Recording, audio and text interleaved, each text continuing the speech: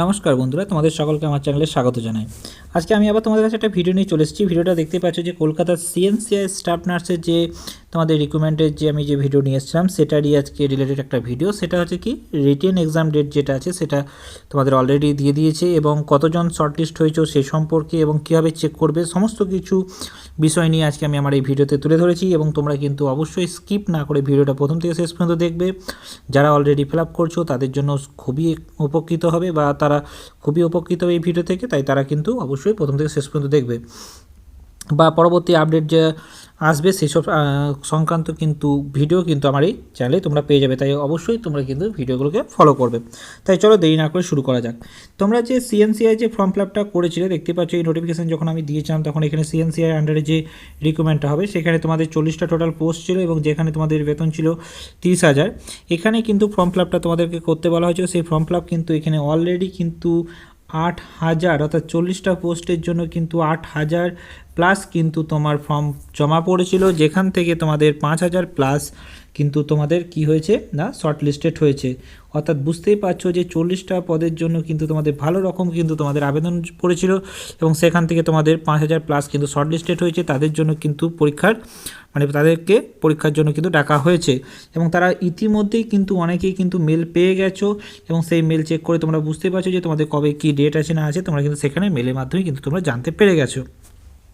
এখানে যে কথাগুলো বলা হচ্ছে সেটা দেখো না, this is to inform all the applicant who have the applied for the post staff nurse that is the outsource basis, মানে হচ্ছে কন্ট্রাকচুয়াল যে বেসিসটা এটা অন্য ইয়ে থেকে নিয়োগ করা হচ্ছিল সেটা তোমরা জানো ভালো করে। সেক্ষেত্রে সেটারই এক্সামের জন্য এখানে বলা হয়েছে। যদি কোনো কারণে কারোর ক্ষেত্রে তারা অ্যাপ্লাই করেছো কিন্তু মেল ঢুকেনি, তারা বারবার করে একটা কথাই বলা হচ্ছে, তারা ইনবক্সে চেক করো। ইনবক্স শুধু নয়, তাছাড়া যদি ইনবক্সে না থাকে তাহলে স্প্যাম বা জাঙ্ক ফোল্ডার যেটা পাওয়া যায় সেখানে চেক করো। যদি তুমি চেক করতে নাও পারো তাহলে অন্য কাউকে দিয়ে সেটা চেক করাও এবং অবশ্যই তাহলে তোমরা কিন্তু পেয়ে যাবে। অর্থাৎ যাদের ক্ষেত্রে অলরেডি পাঠিয়ে দেওয়া হয়েছে তাদের ক্ষেত্রে অনেক ক্ষেত্রেই কিন্তু তোমাদের ডাইরেক্ট ফোল্ডারে না ঢোকে, ডাইরেক্ট ইনবক্সে না ঢুকে কিন্তু স্প্যাম বা জাঙ্ক ফোল্ডারে কিন্তু অলরেডি ঢুকে বসে আছে, তাই সেখানটাও কিন্তু তোমরা চেক করবে।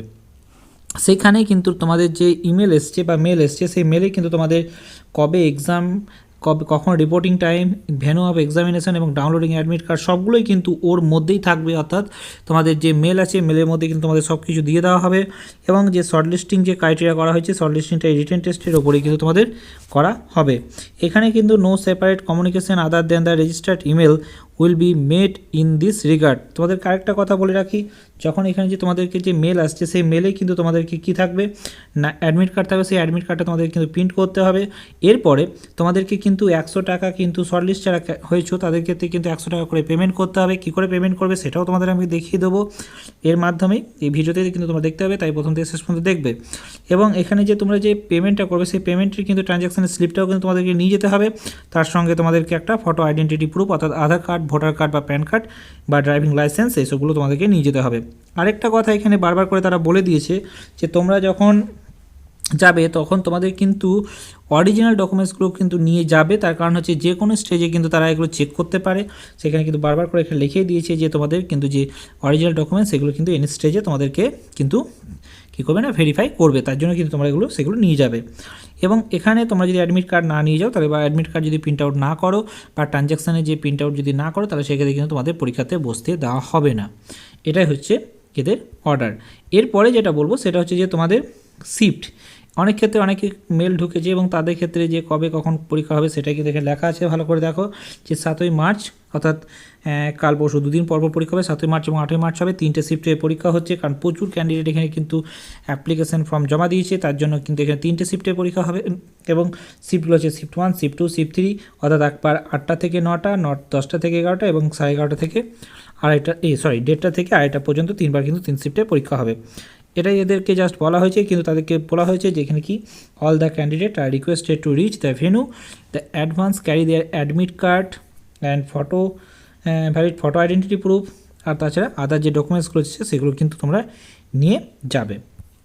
এরপরে যে তোমাদের পেমেন্ট রিলেটেড যে কথাটা সেই পেমেন্টটা তোমাদের বলে রাখি যে এখানে তোমাদেরকে পেমেন্ট করতে হবে। দেখো এখানে নর্মালি তোমাদের পেমেন্ট করতে হবে কি না এই যে কিউআর কোড আছে সেই কিউআর কোডে তোমাদেরকে পেমেন্ট করতে হবে। পেমেন্টের আইডি যেটা থাকবে সেখানে পেমেন্টের সাকসেসফুল হয়ে গেলে যে রিসিভ কপিটা আছে সেই রিসিভ কপিটা তোমাদেরকে প্রিন্ট আউট করে নিয়ে যেতে হবে। এখানে ক্ষেত্রে অনেকের ক্ষেত্রে কিন্তু অ্যাডমিট কার্ড যায়নি বা অ্যাডমিট কার্ডে প্রবলেম হয়েছে, তাদের ক্ষেত্রে কিন্তু 9 মার্চ 2026 সকাল 10টা থেকে কিন্তু তাদের এক্সামিনেশনের একটা শিডিউল করা হয়েছে। তাই দেখবে যে তোমাদের শুধুমাত্র 7, 8 এবং 9 3 দিন কিন্তু তোমাদের এক্সামের শিডিউল করা হয়েছে। এটা কিন্তু 6 মার্চ, অর্থাৎ আজকে কিন্তু এখানে নতুন করে নোটিশ দেওয়া হয়েছে। আর এটা কোথায় হবে, ডেট অফ দ্য এক্সাম, এটা এক্সামটা হবে তোমাদের 9 মার্চে। যেটা হবে সেটা হচ্ছে যে তোমার CNCI second campus street number 299 DJ block action area 1D new town Kolkata.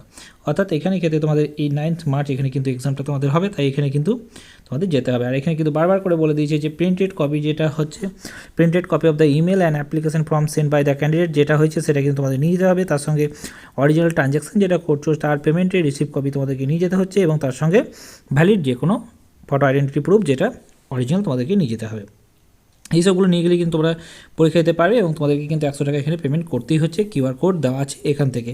অর্থাৎ তোমরা যদি কিউআর কোডটা এই মুহূর্তে তোমরা যদি কোনো কারণে না ডাউনলোড করতে পারো, তাহলে অবশ্যই কিন্তু এই যখন ভিডিও চলাকালীন তোমরা কিন্তু এটাকে স্ক্রিনশট নিয়ে সেখান থেকে তোমরা পেমেন্ট করতে পারো।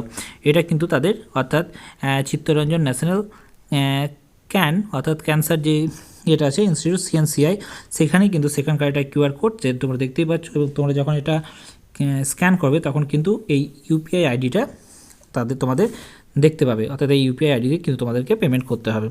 অর্থাৎ এই পেমেন্ট না করলে কিন্তু তোমাদেরকে কোনো অ্যালাউ করা যাবে না। আশা করি তোমাদের এই ভিডিওতে তোমাদের সব কিছু বোঝাতে পেরেছি। এর পরেও যদি তোমাদের কোনো কিছু কোয়ারিজ থাকে তাহলে অবশ্যই কমেন্ট করে জানাও, এবং তোমরা কিন্তু অবশ্যই তোমাদের ইমেল চেক করো, তোমাদের কিন্তু অ্যাডমিট কার্ড তোমরা সেখানে দেখতে পাবে। আশা করি ভিডিওটা তোমাদের ভালো লেগে থাকবে। যদি ভালো লেগে থাকে তাহলে অবশ্যই লাইক, শেয়ার, কমেন্ট করে দিও। Thank you.